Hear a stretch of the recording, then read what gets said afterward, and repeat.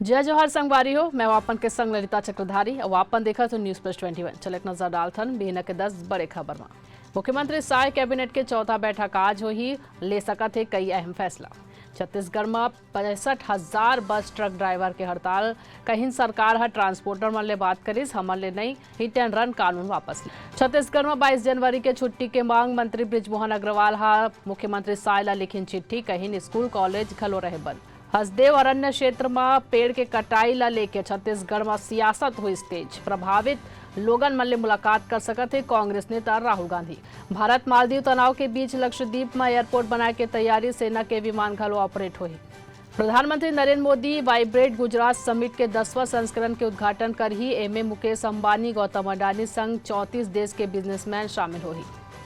महाराष्ट्र के मुख्यमंत्री एकनाथ शिंदे और 16 विधायक के अयोग्यता ऊपर विधानसभा अध्यक्ष राहुल नार्वेकर आज सुनाई फैसला। राम मंदिर के उद्घाटन ला लेके अयोध्या में आज बीजेपी नेता मन के होही बैठक। अंडमान निकोबार द्वीप समूह में भूकंप के झटका, रिक्टर स्केल में तीव्रता 4.1 रही।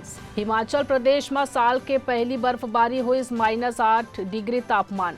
ऐसे नहीं जम्मू खबर पर हमारे चैनल लाइक और सब्सक्राइब करे पर जन भूलू बने रहो न्यूज प्लस 21 में आप मन के हक की बात।